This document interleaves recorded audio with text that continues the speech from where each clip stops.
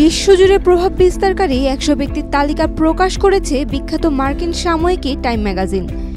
এই মর্যাদাপূর্ণ তালিকায় জায়গা করে নিয়েছেন বাংলাদেশের অন্তর্বর্তী সরকারের প্রধান উপদেষ্টা ডক্টর মোহাম্মদ ইউনূস। তবে এই তালিকায় নেই ভারতের কোনো ব্যক্তিত্ব। ভারতীয় সংবাদ মাধ্যম এনডিটিভির খবরে বলা হয়েছে, মার্কিন প্রেসিডেন্ট ডোনাল্ড ট্রাম্প থেকে শুরু করে টেসলার সিইও ইলন মাস্ক, সেই সাথে বাংলাদেশের অন্তর্বর্তী সরকারের প্রধান উপদেষ্টা ডক্টর মোহাম্মদ ইউনূস পর্যন্ত টাইম ম্যাগাজিনের 2025 সালের প্রভাবশালী ব্যক্তিদের তালিকায় স্থান পেয়েছে। তবে এবছরের টাইম ম্যাগাজিনের এই তালিকায় কোনো ভারতীয়দের নাম নেই, যা গতবারের তালিকার তুলনায় বেশ অবাক করার মতো। গত বছর 2024 সালে বলিউড অভিনেত্রী আলিয়া ভাট, অলিম্পিয়ান কুস্তিগির সাক্ষী মালিক এবং মাইক্রোসফটের সিইও সেতা নাদেলার মতো কয়েকজন ভারতীয় এই তালিকায় ছিলেন।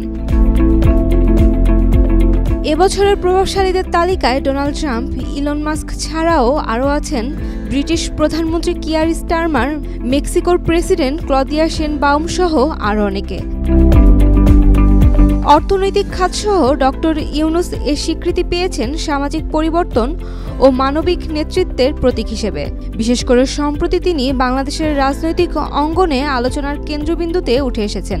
ছাত্র জনতার গণ আন্দোলনের পর একটি স্বচ্ছ ও মানবিক নেতৃত্বের প্রত্যাশায় বাংলাদেশিরা যখন আশাবাদী, তখন ডক্টর ইউনূস হয়েছেন গণতন্ত্রের পথপ্রদর্শক।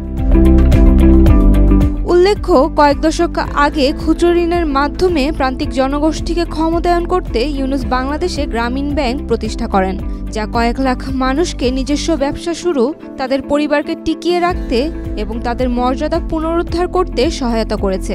এই ক্ষুদ্র ঋণের সুবিধা নেওয়া 97% নারী। টাইম ম্যাগাজিনের প্রতিবেদনে ডক্টর ইউনূসের গ্রামীণ ব্যাংকের ভূমিকা, বিশ্বের বিভিন্ন প্রান্তে তার ক্ষুদ্র ঋণ মডেলের বিস্তার ও নারীর ক্ষমতায়নে তার অনন্য অবদান বিশেষভাবে তুলে ধরা হয়েছে। Saim Akhtar, Daily Sun. For more updates, follow us on Facebook, subscribe our YouTube channel, get the latest update on www.daily-sun.com.